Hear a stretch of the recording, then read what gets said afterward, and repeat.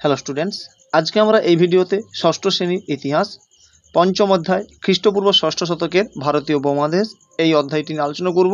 এই অধ্যায়টি তোমাদের দ্বিতীয় পর্যায়ক্রমিক মূল্যায়নের অন্তর্গত।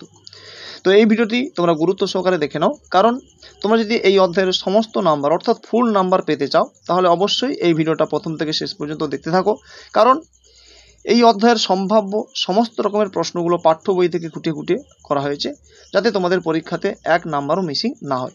তাই তোমরা ভিডিওটি মনোযোগ সহকারে প্রথম থেকে শেষ পর্যন্ত দেখে নাও। তো প্রথম প্রশ্ন বলেছে, দেখো, প্রাচীন ভারতে গ্রামের থেকে বড় অঞ্চলকে কি বলা হতো? তো প্রাচীন ভারতে গ্রামের থেকে বড় অঞ্চলকে বলা হতো জন। পরের প্রশ্ন, জনপদ শব্দটি কোন শব্দ থেকে এসেছে? জনপদ শব্দটি জন শব্দ থেকে বা জন শব্দ থেকে এসেছে। পরের প্রশ্ন, জনপদ কি? তো কোনো একটি নির্দিষ্ট এলাকায় জনগণ পাকাপাকিভাবে বাস করতে থাকলে সেই জায়গা জনপদ হয়ে ওঠে বা সেই জায়গাকে তখন জনপদ বলা হয়ে থাকে। পরের প্রশ্ন, বেশিরভাগ জনপদ পরিচিত হতো কি নামে? তো বেশিরভাগ জনপদ পরিচিত হতো সেখানকার শাসক বংশের নামে। পরের প্রশ্ন, জনপদের থেকে যা আয়তনে ও ক্ষমতায় বড় তাকে কি বলা হতো? তো তাকে বলা হতো মহাজনপদ। পরের প্রশ্ন, মহাজনপদগুলি কোন সময় গড়ে উঠেছিল? এই সময়ে মোট কয়টি জনপদের সংখ্যা ছিল? তো মহাজনপদগুলি খ্রিস্টপূর্ব ষষ্ঠ শতকে গড়ে উঠেছিল এবং মোট মহাজনপদের সংখ্যা ছিল 16টি। পরের প্রশ্ন, নিজেদের মধ্যে যুদ্ধ বিগ্রহের ফলে 16টি মহাজনপদ কমতে কমতে কত হয়? তো যুদ্ধ বিগ্রহের ফলে 16টি মহাজনপদ কমতে কমতে 4টিতে এসে পৌঁছেছিল এবং সেগুলি ছিল অবন্তী, বৎস, কোশল ও মগধ। পরের প্রশ্ন, সবচেয়ে শক্তিশালী মহাজনপদ কোনটি? তো সবচেয়ে শক্তিশালী মহাজনপদ হলো মগধ। পরের প্রশ্ন, দক্ষিণ ভারতের একমাত্র মহাজনপদ কোনটি ছিল? দক্ষিণ ভারতের একমাত্র মহাজনপদ হলো অসমক। পরের প্রশ্ন, বেশিরভাগ মহাজনপদ কোন উপত্যকাকে কেন্দ্র করে গড়ে উঠেছিল? তো বেশিরভাগ মহাজনপদ গঙ্গা যমুনা উপত্যকাকে কেন্দ্র করে গড়ে উঠেছিল। পরের প্রশ্ন, খ্রিস্টপূর্ব ষষ্ঠ শতকে ভারতীয় উপমহাদেশে রাজনীতির মূল কেন্দ্র কোনটি ছিল? সেটি ছিল গঙ্গা নদীর উপত্যকা অঞ্চল। পরের প্রশ্ন, যে সকল মহাজনপদে রাজার শাসন প্রচলিত ছিল তাদের কি বলে? তাদের বলে রাজতান্ত্রিক মহাজনপদ। পরের প্রশ্ন, রাজতান্ত্রিক রাজ্যগুলিতে শাসন ব্যবস্থার সবচেয়ে উপরে কে ছিলেন? তো সবচেয়ে উপরে ছিলেন রাজা। খুব গুরুত্বপূর্ণ একটা শর্ট প্রশ্নের জন্য। পরের প্রশ্ন, শাসন কার্যে রাজাকে বিভিন্ন বিষয়ে পরামর্শ দিতেন কারা? তো সভার সদস্যরা বা সভাসদরা। তো তোমরা নোটসগুলো খাতাতে রেডি করে রাখবে, তাহলে তোমাদের দেখবে পরীক্ষার সময় পড়তে খুবই সুবিধা হবে। একটি অধ্যায় খুলবে, ক্রমশ পরপর পড়ে যাবে, তাহলে দেখবে খুব কম সময়ের মধ্যে তোমরা প্রিপারেশন নিতে পারবে। পরের প্রশ্ন, একটি রাজতান্ত্রিক মহাজনপদের নাম লেখো। তো একটি রাজতান্ত্রিক মহাজনপদের নাম হলো মগধ। পরের প্রশ্ন, সেই সময়কার মগধ বলতে এখনকার কোন অঞ্চলকে বোঝায়? তো বিহারের পাটনা ও গয়া জেলাকে বোঝায়। পরের প্রশ্ন, মগধের রাজধানী কি ছিল? তো মগধের রাজধানী ছিল প্রথমে রাজগৃহ, পরে তা পাটলিপুত্র হয়ে যায়। পরের প্রশ্ন, মগধে মোট কয়টি রাজবংশ রাজত্ব করেছিল এবং কি কি? তো মগধে 3টি রাজবংশ রাজত্ব করেছিল, সেগুলি হলো হর্ষঙ্ক, শৈশুনাগ এবং নন্দবংশ। পরের প্রশ্ন খুবই গুরুত্বপূর্ণ 2 মার্কের জন্য। তো মহাজনপদগুলির মধ্যে প্রায় যুদ্ধ লেগে থাকতো কেন?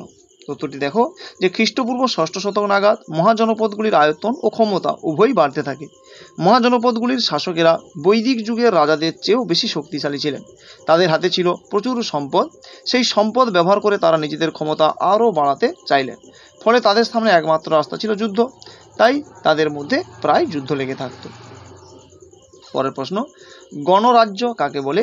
তো যে সকল রাজ্যগুলিতে রাজার শাসন ছিল না সেই রাজ্যকে গণরাজ্য বলা হতো। 2টি গুরুত্বপূর্ণ গণরাজ্যের নাম লেখো। তো 2টি গুরুত্বপূর্ণ গণরাজ্য হলো মল্ল এবং বজ্জি বা ব্রিজি। পরের প্রশ্ন, গণরাজ্যগুলিতে জনগণ কিভাবে নিজেদের কর্তব্য ঠিক করত? তো আলাপ আলোচনার মাধ্যমে নিজেদের কর্তব্য ঠিক করত।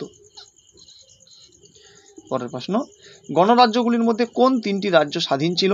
খুবই গুরুত্বপূর্ণ প্রশ্ন এটা। তো গণরাজ্যগুলির মধ্যে যে 3টি রাজ্য স্বাধীন ছিল সেগুলি হচ্ছে বজ্জিদের রাজ্য, মল্লদের 2টি রাজ্য পাবা এবং কুশিনারা। পরের প্রশ্ন, বজ্জিদের রাজধানী কোথায় ছিল? তো বজ্জিদের রাজধানী ছিল বৈশালী। পরের প্রশ্ন, বৈশালী আশেপাশের যে অঞ্চলে বজ্জিরা থাকতেন তাদের কি বলা হতো? তো বৈশালীর আশেপাশে যে সকল বজ্জিরা থাকতেন তাদের বলা হতো লিচ্ছবি। পরের প্রশ্ন, গৌতম বুদ্ধ বজ্জীদের উন্নতির কয়টি নিয়মের কথা বলেছেন? তো 7টি নিয়মের কথা বলেছেন। পরের প্রশ্ন, বজ্জীদের উন্নতির 7টি নিয়ম আলোচনা করো। তো বজ্জীদের 7টি নিয়ম, অর্থাৎ বুদ্ধ বজ্জীদের যে 7টি নিয়ম উল্লেখ করেছেন সেই 7টি নিয়ম হলো: 1, বজ্জীদের প্রায় সভা করে রাজ্য চালাতে হবে। 2, বজ্জীদের সব কাজ সবাই মিলে একজোট হয়ে করতে হবে। 3, বজ্জীদের নিজেদের বানানো আইন অনুসারে চলতে হবে। 4, বজ্জী সমাজে বয়স্ক মানুষের কথা শুনে চলতে হবে এবং তাদের সম্মান করতে হবে। 5, বজ্জী সমাজে নারীদের সবসময় সম্মান করতে হবে। 6, বজ্জীদের সমস্ত দেবতার মন্দিরগুলির যত্ন নিতে হবে। এবং 7, নিজেদের অঞ্চলে গাছপালা ও পশু পাখিদের উপর অত্যাচার করা যাবে না। পরের প্রশ্ন কি বলছে দেখো, যে নব্য ধর্ম আন্দোলনকে কারা সমর্থন করেছিল? তো সমাজের একটা বড় অংশ অর্থাৎ ব্যবসায়ী, কারিগর, কৃষক শ্রেণী নব্য ধর্ম আন্দোলনকে সমর্থন করেছিলেন। পরের প্রশ্ন, নব্য ধর্ম আন্দোলনের কারণ কি ছিল? এটিও তোমাদের 2 মার্কের জন্য খুবই গুরুত্বপূর্ণ। উত্তরটি দেখো, যে খ্রিস্টপূর্ব 6ষ্ঠ শতকে দেশে নিরাপদে যাতায়াতের পরিস্থিতি না থাকায় ব্যবসায়ীরা ক্ষুব্ধ হয়। যজ্ঞের সময় পশু বলি দেওয়াকে কৃষকরা মানতে পারেননি। জাতিভেদ প্রথা কারিগর শ্রেণীর ব্যবসায়ের ক্ষতির কারণ হতো বলে তারাও ক্ষুব্ধ হয়। এছাড়া ক্ষত্রিয়দের ক্ষমতা বৃদ্ধি পাওয়ায় তারা ব্রাহ্মণদের দাপট আর সহ্য করতে পারছিল না। এসবের প্রতিবাদেই নব্য ধর্ম আন্দোলন হয়েছিল। পরের প্রশ্ন, জৈন ও বৌদ্ধদের পূর্বে ব্রাহ্মণ এবং ব্রাহ্মণ্য ধর্মের বিরোধিতা করেন কোন 2 গোষ্ঠী? তো সেই 2টি গোষ্ঠী হচ্ছে চারভাগ এবং আজীবিক গোষ্ঠী। পরের প্রশ্ন, আজবিক গোষ্ঠী তৈরি করেন কে? তো আজবিক গোষ্ঠী তৈরি করেন মঙ্খলিপুত্র গোসাল। পরের প্রশ্ন, খুবই গুরুত্বপূর্ণ প্রশ্ন, এই প্রশ্নটা তোমাদের প্রায় প্রত্যেকবারই হয়ে থাকে। তো জৈন ধর্মের প্রচারকদের কি বলা হতো? তো জৈন ধর্মের প্রচারকদের বলা হতো তীর্থঙ্কর। পরের প্রশ্ন, জৈন ধর্ম অনুযায়ী মোট কতজন তীর্থঙ্কর ছিলেন? তো মোট 24 জন তীর্থঙ্কর ছিলেন। তার মধ্যে 23তম ও শেষ তীর্থঙ্কর কে ছিলেন? তো প্রথম ছিলেন ঋষভনাথ, 23তম পার্শ্বনাথ এবং শেষতম ছিলেন মহাবীর। এই প্রশ্ন থেকে এই একটা প্রশ্ন পরীক্ষাতে অবশ্যই তোমরা পাবে। প্রথম তীর্থঙ্কর ছিলেন ঋষভনাথ, 23তম তীর্থঙ্কর পার্শ্বনাথ এবং শেষ তীর্থঙ্কর মহাবীর। পরের প্রশ্ন, পার্শ্বনাথ কোথাকার রাজপুত্র ছিলেন? তো পার্শ্বনাথ ছিলেন কাশ্মীরের রাজপুত্র। পরের প্রশ্ন, মহাবীর কোন বংশের রাজকুমার ছিলেন? তো মহাবীর ছিলেন লিচ্ছবি বংশের ক্ষত্রিয় রাজকুমার। পরের প্রশ্ন, কেবলিন নামে কে পরিচিত ছিলেন? তো কেবলিন নামে পরিচিত ছিলেন মহাবীর। পরের প্রশ্ন, মহাবীর কত বছর জৈন ধর্ম প্রচার করেছিলেন? তো মহাবীর দীর্ঘ 30 বছর জৈন ধর্ম প্রচার করেছিলেন। পরের প্রশ্ন, মহাবীরের মৃত্যু কোথায় হয়েছিল? তো মহাবীরের মৃত্যু হয়েছিল পাবা নগরীতে। পরের প্রশ্ন, জৈন ধর্মে কয়টি মূলনীতি ছিল? তো জৈন ধর্মে 4টি মূলনীতি ছিল। তো পরের প্রশ্ন দেখো, চতুর্জাম কি? তো জৈন তীর্থঙ্কর পার্শ্বনাথ 4টি নীতি মেনে চলার কথা বলেন, সেগুলি হলো: কোনো প্রাণীকে হত্যা না করা, 2, মিথ্যা কথা না বলা, 3, অন্যের জিনিস ছিনিয়ে না নেওয়া অর্থাৎ চুরি না করা এবং 4, নিজের জন্য কোনো সম্পত্তি না করা। এই 4টিকে একত্রে কি বলা হয়? চতুর্জাম বলা হয়ে থাকে। এটাও তোমাদের 2 মার্কের জন্য খুব গুরুত্বপূর্ণ প্রশ্ন, এগুলো তোমরা খুব ভালো করে রেডি করে রাখবে। পরের প্রশ্ন খুবই গুরুত্বপূর্ণ, পঞ্চ মহাব্রত কি? তো চতুর্জামের 4টি নীতির সঙ্গে মহাবীর আরও একটি নীতি যোগ করেছিলেন, তার মতে ব্রহ্মচর্য নীতিও জৈনদের মেনে চলা উচিত। এই 5টি নীতিকে একত্রে পঞ্চ মহাব্রত বলা হয়। পরের প্রশ্ন, অঙ্গ কাকে বলা হয়? তো তুমি দেখো, যে জৈন ধর্মের মূল উপদেশগুলিকে 12টি ভাগে সাজানো হয়েছিল, এই ভাগগুলিকে অঙ্গ বলা হতো। পরের প্রশ্ন, প্রথম দিকে জৈন ধর্ম কোন কোন রাজ্যের মধ্যে জনপ্রিয় ছিল? তো প্রথম দিকে মগধ, বিদেহ, কোশল এবং অঙ্গ রাজ্যের মধ্যে জৈন ধর্ম খুবই জনপ্রিয় ছিল। পরের প্রশ্ন, জৈন ধর্মীরা কোন 2 ভাগে বিভক্ত ছিলেন? তো জৈন ধর্মীরা দিগম্বর ও শ্বেতাম্বর নামে 2টি ভাগে বিভক্ত ছিলেন। মোস্ট ইম্পর্টেন্ট প্রশ্ন এই অধ্যায়ের। পরের প্রশ্ন, দাক্ষিণাত্যে চলে যাওয়া জৈন সন্ন্যাসীদের কি বলা হতো? তো দাক্ষিণাত্যে চলে যাওয়া জৈন সন্ন্যাসীদের বলা হতো দিগম্বর। পরের প্রশ্ন, উত্তর ভারতে চলে যাওয়া জৈন সন্ন্যাসীদের কি বলা হতো? তো উত্তর ভারতে চলে যাওয়া জৈন সন্ন্যাসীদের বলা হতো শ্বেতাম্বর।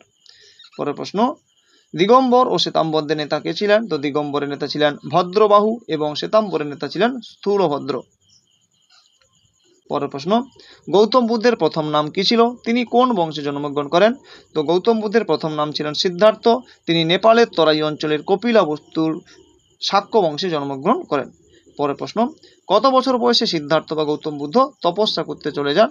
তো 29 বছর বয়সে। তো এই ভিডিওতে আমরা এই পর্যন্ত আলোচনা করব। পরবর্তী ভিডিওতে আমরা অন্যান্য বাকি প্রশ্নগুলো নিয়ে আলোচনা করব। তাই তোমরা চ্যানেলটিতে নতুন হলে অবশ্যই চ্যানেলটিকে সাবস্ক্রাইব করে নাও এবং ভিডিওটিকে একটি লাইক করে তোমার বন্ধুদের মধ্যে শেয়ার করে দাও, যাতে তারা এই ভিডিওটি থেকে উপকৃত হতে পারে। ধন্যবাদ।